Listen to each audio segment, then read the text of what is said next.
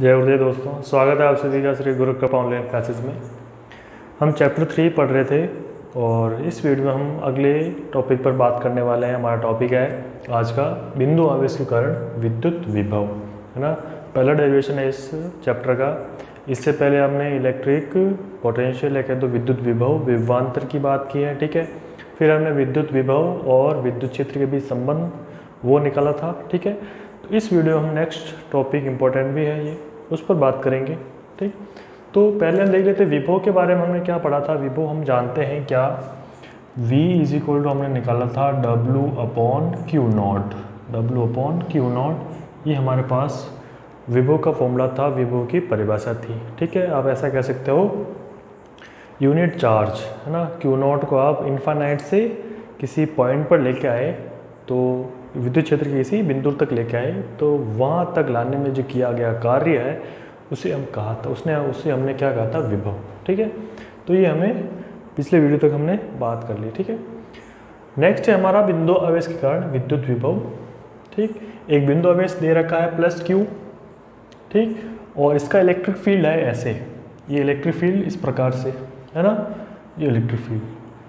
और इसके कारण किसी बिंदु P पर, है ना, कोई पॉइंट लिया P और जो इस O से, है ना, जो बिंदु आवेश है वो किस पर स्थित है? पॉइंट O पर। और वो पॉइंट है P जिस पर हमें क्या ज्ञात करना है? विद्युत विभव फाइंड करना है, जिसकी O से दूरी कितनी है? R, है ना।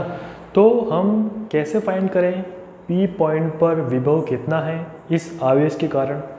तो हम क्या करते हैं, हम लेते हैं एक बिंदु आवेश, परीक्षण चार्ज या परीक्षण आवेश लेते हैं, है ना, Q0 टेस्ट चार्ज, है ना। हम टेस्ट करेंगे कि इस टेस्ट चार्ज की मदद से कि P पॉइंट पर कितना विद्युत विभव है। और वो कैसे टेस्ट करेंगे कि हम Q0 को इन्फानाइट से लेकर आएंगे, हम Q0 को इन्फानाइट से लेकर आएंगे पॉइंट P तक, ठीक है। तो पॉइंट P तक लाने में जो हमें काम करना पड़ेगा वो काम, उस काम को, उस वर्क डन को हम क्या कहेंगे? विद्युत विभव, ठीक है। तो मेथड आपको समझ में आ गया क्या करना है हमें, ठीक। तो उसी को फॉलो करते हुए हम इस डेरिवेशन को कंप्लीट करेंगे, ठीक। तो ये प्लस चार्ज, इसका इलेक्ट्रिक फील्ड ऐसे है ना। और इन्फानाइट पर मान लो अभी आवेश रखा हुआ है Q0 टेस्ट चार्ज, ठीक।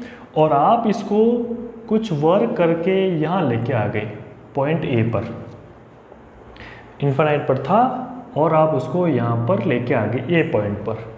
और A पॉइंट की जो डिस्टेंस है O से वो है x, है ना। और P पॉइंट की डिस्टेंस है O से R। अब अपना काम अगला क्या है कि आप जो A पर है Q0 उसको लेके आए कहाँ तक? P तक।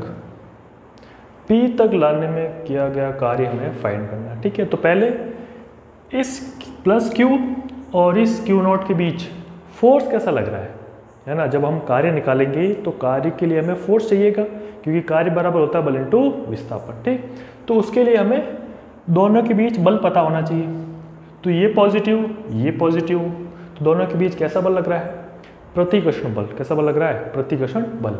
ये Q उस Q0 को इधर फोर्स लगा रहा है, सपोज कितना? F, कितना लगा रहा है? F, ठीक है। तो उस बल का मान कितना होगा यदि दोनों के बीच डिस्टेंस क्या हो? x, है ना। तो क्या लिखते हैं हम +Q एवं Q0 के मध्य बल, है ना। कौन सा बल है? आप कह सकते हो कूलाम बल। तो कैसे लिखते हैं कूलाम बल को? हम लिखते हैं F = 1/4 pi epsilon not, 1/4 pi epsilon naught Q और Q0 अपॉन डिस्टेंस होती है R², लेकिन यहाँ दोनों के बीच डिस्टेंस कितनी है? x, तो यहाँ आ जाएगा x²। ओके, तो हमारे पास दोनों के बीच लगने वाला बल हमें मिल गया। अब हम क्या करते हैं? अब हम इस आवेश को जो Q0 है A पर स्थित है, ठीक, इसको हल्का सा विस्थापित करते हैं, थोड़ा सा विस्थापित करते हैं। सपोज मैंने इसको यहाँ से यहाँ तक विस्थापित किया, कितना विस्थापित किया? dx, मैंने यहाँ से यहाँ तक इसको विस्थापन दिया ए से इधर, ठीक, बल लग रहा है इस तरफ और मैंने इसको विस्थापन दिया इस तरफ dx, है ना। तो बल लग रहा है और डिस्प्लेसमेंट है, तो क्या हुआ होगा वहाँ पर, वर्क डन, कार्य हुआ। वो कार्य कितना होगा, तो क्या लिखते हैं, Q0 को dx विस्थापित करने में किया गया कार्य, तो वो होगा dw इज इक्वल टू बल इंटू विस्थापन, है ना। dw इज इक्वल टू बल F इंटू विस्थापन कितना किया है अपने dx, है ना। और हम जानते हैं कार्य को हम ऐसे लिखते हैं बल और विस्थापन के डॉट प्रोडक्ट से। ओके, अब इसको सॉल्व करते तो क्या मिलता है हमें, dw is equal to F dx cos थीटा। डॉट प्रोडक्ट को हम सॉल्व करें तो हमें मिलता है cos थीटा। ओके, अब यहाँ देखते हैं F और dx के बीच एंगल कितना है। F लग रहा है इस तरफ और dx हम विस्थापन कर रहे हैं इस तरफ, एंगल होगा 180, है ना। ये जो फोर्स लग रहा है ये Q इस पर फोर्स ऐसा लगा रहा है, इस तरफ फोर्स लग रहा है और हम विस्थापन करा रहे हैं इस तरफ dx, तो एंगल हो जाएगा वहाँ पर, एंगल हमारे पास थीटा बराबर मिल रहा है 180 डिग्री। तो cos 180 डिग्री है क्या मिलेगा हमें, -1, है ना। तो dw हमें क्या मिला, तो dw इज इक्वल टू हमें मिलता है F dx और cos थीटा की वैल्यू जब 180 रखेंगे तो तब हमें cos 180 मिलेगा -1, तो यह हमें मिल जाएगा minus dw is equal to -F dx, है ना। अब हम वैल्यू रखते हैं F की वैल्यू क्या है वो रखते हैं, तो हमें मिलता है dw is equal to F हमारे पास ये है इक्वेशन 1 में, है ना। तो रखते हैं 1/4 pi epsilon naught capital Q Q0 upon x square into dx, और नेगेटिव साइन है यहाँ पर, नेगेटिव, ये नेगेटिव साइन, वापस लिख देता हूँ इसको dw। ये हमें वर्क डन मिल गया dx विस्थापन में, हमने हल्का सा विस्थापन किया dx, उस dx विस्थापन करने में किया गया कार्य हमें मिल गया। ओके, अब आगे चलते हैं, ठीक। तो हमने इस Q0 को A से हल्का सा विस्थापित किया dx। ओके, अब हमें इस Q0 को P तक लाने में किया गया कार्य फाइंड करना है ना। तो हम ये मानते हैं कि ये जो dx विस्थापन किया, सपोज यहाँ से dx विस्थापन हुआ होगा, यहाँ से dx विस्थापन हुआ होगा, या यहाँ से dx विस्थापन हुआ होगा, है ना। तो सपोज हम मानते हैं कि ये जो Q0 है हम उसको कहाँ से लेके आ रहे हैं, अनंत से लेके आ रहे हैं। बात क्लियर है, हमें छोटा सा विस्थापन कराने में किया गया कार्य पता है ना। और वो छोटा सा विस्थापन यहाँ से भी हो सकता है, यहाँ से भी हो सकता है ना। तो हमें ज्ञात करना है इस Q0 को P तक लाने में किया गया कार्य, और हम चाहते हैं कि वो Q0 कहाँ से आ रहा है, अनंत से आ रहा है, इन्फानाइट से आ रहा है ना। उसके लिए क्या करें, हम इन्फानाइट से P तक लाने में किया गया कार्य फाइंड करना चाहते हैं, वर्क निकालना चाहते हैं, और हमें dx विस्थापन कराने में किया गया कार्य पता है, ये हमने निकाल लिया। और हम यहाँ से यहाँ तक लाने में किया गया कार्य निकालना चाहते हैं, तो क्या करें, इस इक्वेशन का हम क्या कर दें, इंटीग्रेशन कर दें, समाकलन कर दें, और लिमिट हम लगा दें अनंत से ये पॉइंट कितना दूर है, r। बात समझ में आ रही है ना। हम dx विस्थापन कराने में किया गया कार्य हम निकाल चुके। हम ये चाहते हैं कि Q0 को अनंत से लेकर आए, कहाँ तक, बिंदु P तक, जो कितना दूर है, r दूर है ना। तो हम अनंत से r दूरी तक लाने में किया गया कार्य निकालना चाहें तो क्या कर दें, इस इक्वेशन का समाकलन और लिमिट लगा देते हैं अनंत से r तक। तो देखते हैं कैसे, Q0 को अनंत से P बिंदु तक लाने में किया गया कार्य। क्यू नॉट को कहाँ से ला रहे हैं? अनंत से ला रहे हैं P बिंदु तक, तो किया गया कार्य क्या होगा? W, है ना। ये तो था dx विस्थापन के लिए, तो dw। अब कुल कार्य हो रहा है अनंत से P तक, तो हम टोटल वर्क ले रहे हैं W इज इक्वल टू अनंत, माइनस तो है और लिमिट लगा देते हैं हम क्या? अनंत से R। P बिंदु कहाँ पर प्लेस्ड है, या P बिंदु की डिस्टेंस कितनी है? O से R, तो इन्फाइनाइट से R दूरी तक, ठीक, वहाँ तक ला रहे हैं। और 1/4 pi epsilon naught Q naught upon x square dx, ये एज इट इज़ मैंने यहाँ रख दिया और इंटीग्रेशन कर दिया, ठीक। अब इसमें कांस्टेंट कौन कौन है उनको बाहर ले लो, क्योंकि उनका समाकलन नहीं होगा, तो हम लिखते हैं W is equal to -1/4 pi epsilon naught, और यहाँ आ जाएगा Q नॉट, बाकी अंदर रहेगा अनंत से R 1/x स्क्वायर dx, ये हमें मिल गया। अब हमें इसका इंटीग्रेशन करना है विद रिस्पेक्ट टू x, है ना। तो कैसे करें? तो यहाँ देखो W is equal to -Q naught upon 4 pi epsilon naught, उसको मैं ऐसे ले सकता हूँ, ये तो एज इट रहेगा इन्फिनिट से R, इसको ले सकता हूँ मैं x की पावर -2 dx, 1/x स्क्वायर है, तो x को मैं ऊपर लेके गया तो पावर हो जाएगी माइनस, है ना। ये हमें मिल गया। अब हमें इसका इंटीग्रेशन करना है, तो कैसे करें? तो हमें इंटीग्रेशन का फॉर्मूला पता है। क्या फॉर्मूला होता है इंटीग्रेशन का?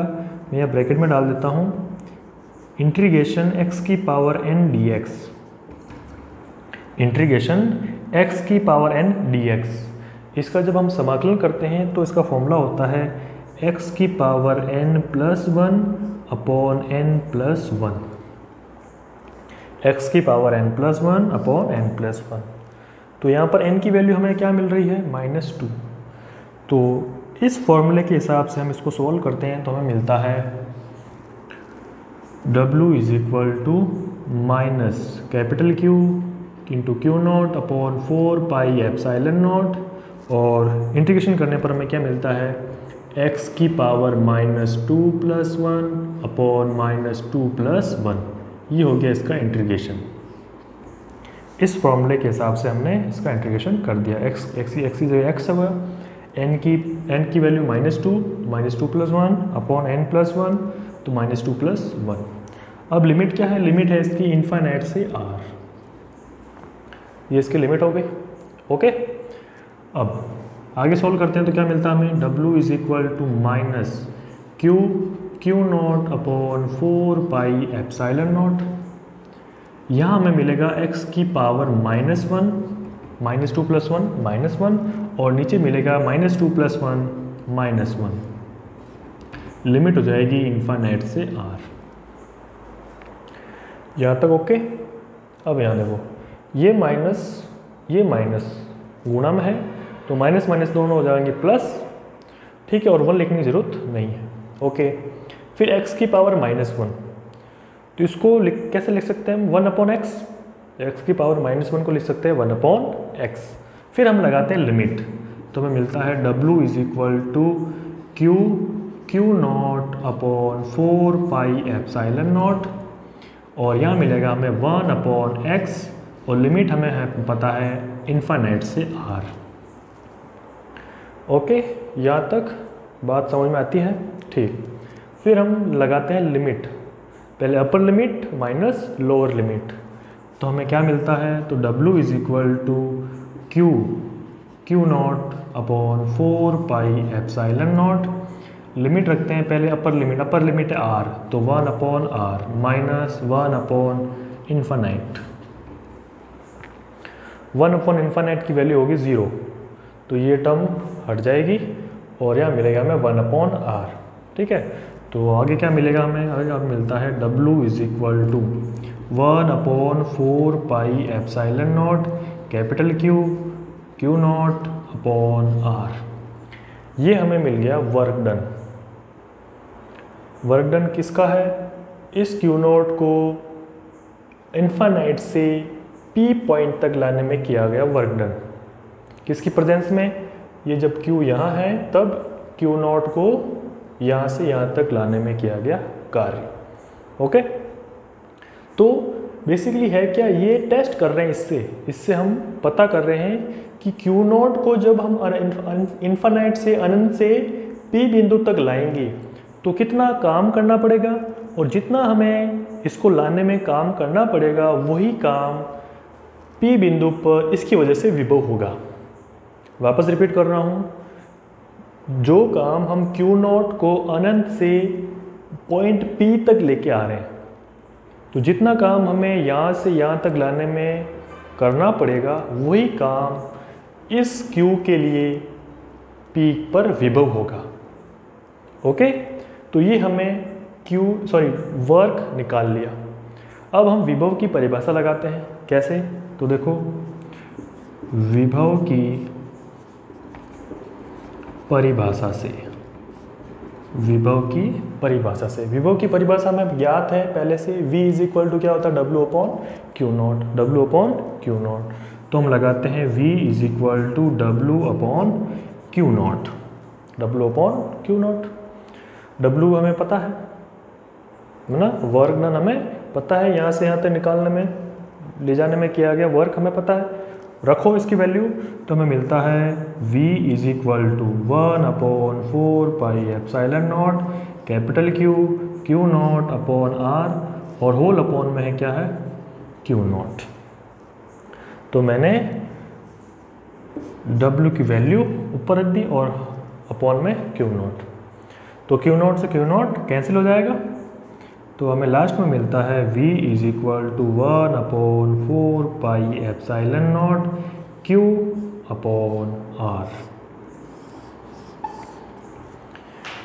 ये फॉर्मूला होगा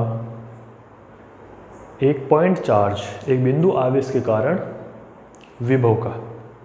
okay, V is equal to 1 upon 4 pi epsilon naught Q upon R।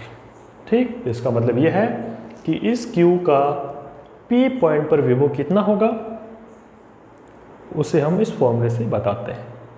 Clear? और ये हमने कैसे निकाला? ये हमने इस टेस्ट चार्ज की मदद से निकाला। इस टेस्ट चार्ज को हमने यहाँ से लेकर आए यहाँ तक, तो हमें जितना काम करना पड़ा तो उस काम से हमने, उसकी हेल्प से हमने इस P पॉइंट पर हमने क्या निकाल लिया? विद्युत विभव। उसका फॉर्मूला है V is equal to 1 upon 4 pi epsilon naught Q upon R। तो यहाँ से रिजल्ट मिल रहा है आपको कि V है वो R के व्युत्क्रमानुपाती है। R के व्युत्क्रमानुपाती है, मतलब इसका क्या कि दूरी बढ़ने के साथ साथ विभव के मान में क्या आती है? कमी आती है। दूरी बढ़ने के साथ साथ विभव के मान में कमी आती है। ओके, तो हम ऐसे लिख सकते हैं कि V व्युत्क्रमानुपाती है 1 अपॉन R के। V व्युत्क्रमानुपाती है 1 अपॉन R के। ओके, तो इस प्रकार हम ज्ञात करते हैं बिंदु आवेश के कारण विद्युत विभव। तो आई होप आपको वीडियो ये पसंद आया होगा, तो प्लीज़ इसे लाइक करें, शेयर करें और हमारे इस चैनल को सब्सक्राइब करें। Thank you.